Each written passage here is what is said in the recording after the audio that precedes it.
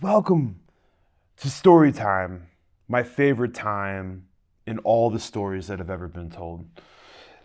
Today, since it's starting to become summer and we like to go outside and play a lot of our summer fun summer games, today I thought I would read an interesting book called Roasted Peanuts.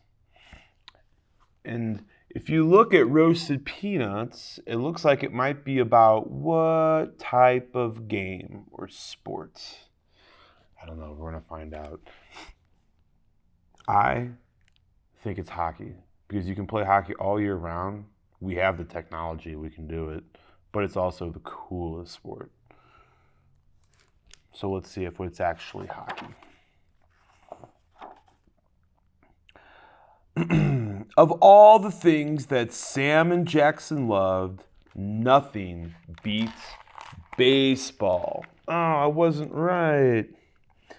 Nothing was better than a warm afternoon at Grant's Field with the sun shining on the bright green grass, the cheers of the crowd, and a bag of roasted peanuts.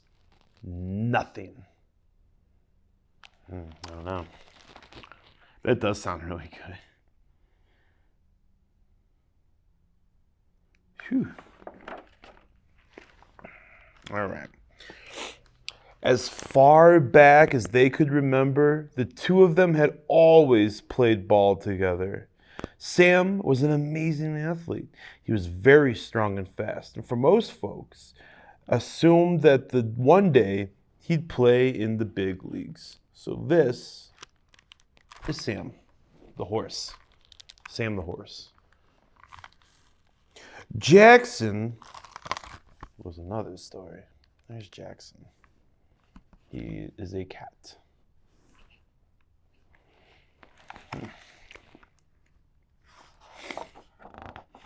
One might expect him to be quick and agile, but that wasn't the case. He was the slowest cat anyone had ever seen. He couldn't hit the ball if he tried, and he rarely caught it, even when it was thrown right to him. I think that happens to a lot of people. Some of us just aren't as good at things as other people are. That's all right. He did, however, have a terrific arm. He could throw really far with great accuracy, and Sam, being a good friend, always encouraged him. "Another great throw," he'd say. "You're a natural." Jackson would smile and say, "Yeah, you and me, Sammy, we're going to be legends."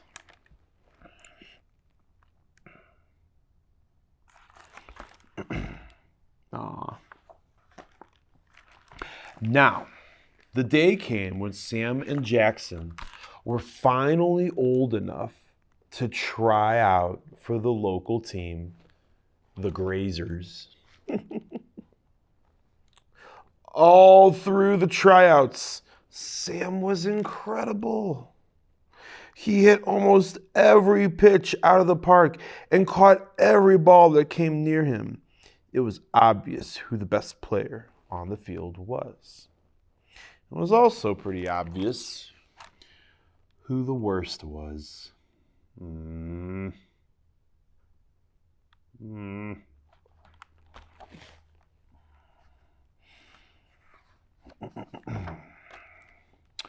Although he threw the ball well, Jackson didn't throw fast enough to be a pitcher.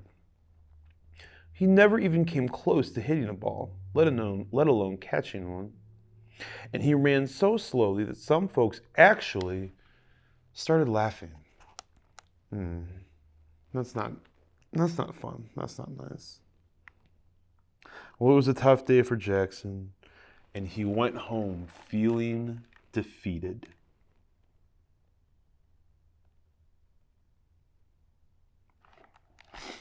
Poor guy. When the team was announced the following week, it came as no surprise that Sam was chosen and Jackson wasn't. As they read the names, Jackson said quietly, "Well, At least one of us will be a legend. It kind of took all the joy out of the whole thing for Sam. Practices soon started after that, and while Sam was gone every day, Jackson spent much of his time sitting on the steps of his apartment, feeling sorry for himself. Sam practiced hard with the team, but without Jackson around, it just wasn't fun.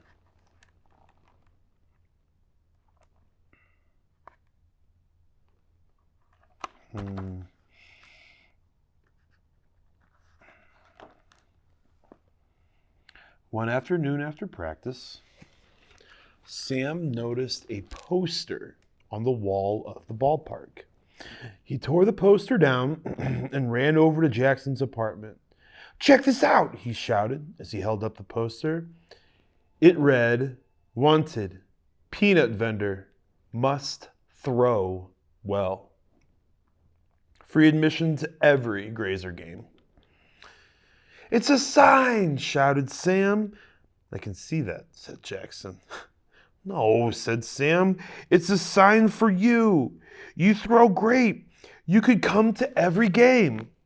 Jackson looked at the poster. "Thanks, Sammy." "But no thanks," he said.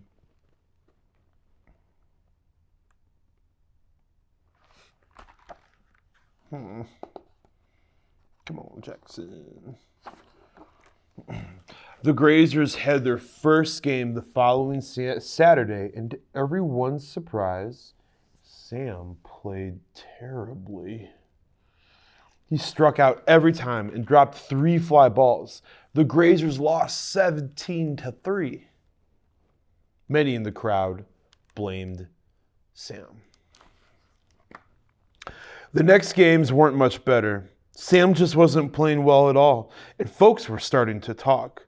"That horse is a disgrace," said one fellow after a game. "Whatever he had before, he sure doesn't have it anymore." Jackson couldn't help but hear some of these comments. No. It's hard to hear people saying mean things about your friends, especially when they don't even know them. During the next game, Sam walked up to the plate. He'd already struck out twice, and for the first time in his life, he actually heard a few boos from the stand. The pitcher threw the first ball. "Strike one!" yelled the umpire. More folks started booing, and then came the second pitch. "Strike two!" said the ump. "Throw the horse out!" shouted someone. "Yeah, go back to the farm!" said another. I think Sam's trying to do the best he can. That seems pretty harsh, huh? But over the boos, Sam suddenly heard a familiar voice. "Peanuts, peanuts, get your peanuts before the horse strikes out again." It was Jackson. He was holding a box of peanuts, looking down at Sam, and yelled, "You see that stick you're holding? It's called a bat. You want to use that to hit the ball that they throw at you." Sam smiled. He turned around toward the pitcher and dug in his shoes. The pitcher threw the ball, and Sam knocked it out of the park. The crowd went crazy.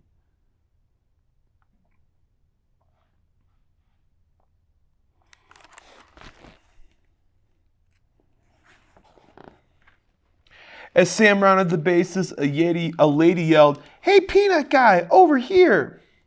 The lady was a few sections away, and Jackson didn't feel like walking that far, so he just threw the bag of peanuts. It landed perfectly in her lap. "Wow," said a fellow. "Did you see that throw? How about a bag up here?" This guy was at the top of the bleachers.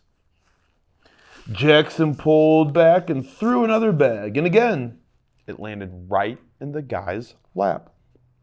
Amazing, shouted someone else.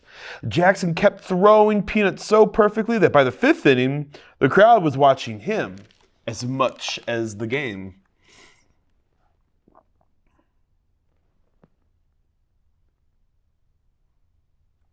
Crazy.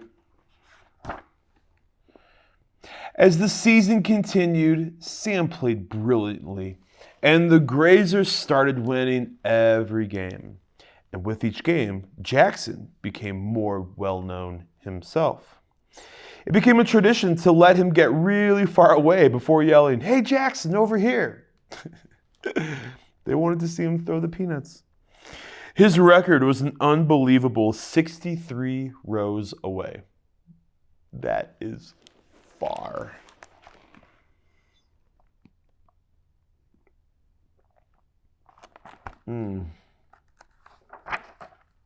Sometimes after the game, Sam and Jackson would stand together outside the park and sign autographs. The season came down to the final game on October 26th. The Grazers were in top form, but the other team, the Barkers, were also very good. In the bottom of the 9th inning, the score was tied 7-7. Nothing like playoff baseball, y'all. It's intense. There were 2 outs with a cow on third, and Sam was at bat. He swung at the first pitch, and he missed.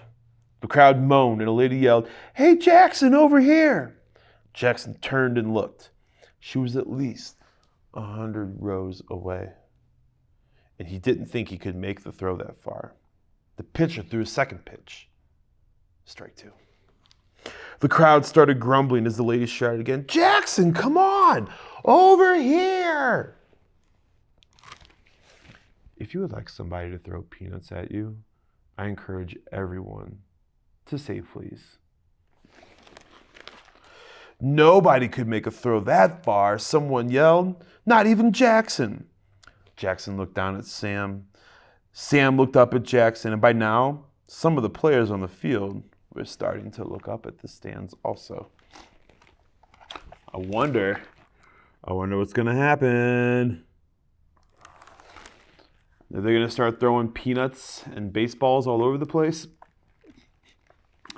The pitcher threw the third pitch just as Jackson threw his bag of peanuts. Sam swung at the ball and hit it perfectly. As the ball sailed over the field, the peanuts sailed over the crowd, and some folks weren't even sure which one to watch. The peanuts landed perfectly on the lady's lap, and the crowd went crazy. Unfortunately, Sam's hit was dropping into center field. It could easily be an out, but the guy playing center field had been so busy watching Jackson's throw that the ball hit him on the head, and the cow on third base ran home and scored the winning run. You see him? Boop.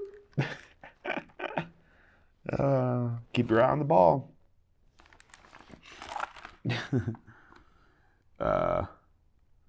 Rarely in the history of baseball has a crowd gone so wild. Sam became a champion and played for 7 great seasons. He still goes to the games every Saturday where he watches his best friend break his peanut throwing record every year. And everyone agrees that while many legends have come and gone at Grants Field, only one is still part of the game. That kind of seems like a self-explanatory statement, but because you can't play baseball forever, you know? Like eventually, like, you know, you get tired or you hurt your leg and you stop. But I mean, I'm pretty sure there's been way more peanuts at baseball games than there's ever been people. Maybe. At least players. I don't know. It's kind of hard to tell. But anyway, Roasted Peanuts by Tim Egan. I like this book because it shows you that just because you're friends and you have different talents and different abilities, you can still be friends and still support each other. Even if you want to be on the same team and you're not going to be on the same team, that's okay. It's totally fine. Also, if you have peanuts, you can throw peanuts at your buddy who's trying to bat. It's like, pop, pop. I think it would be fun. But that's why I don't have a job handing out peanuts at a baseball game. So, I hope you enjoyed the book, and we'll see you guys soon. Bye.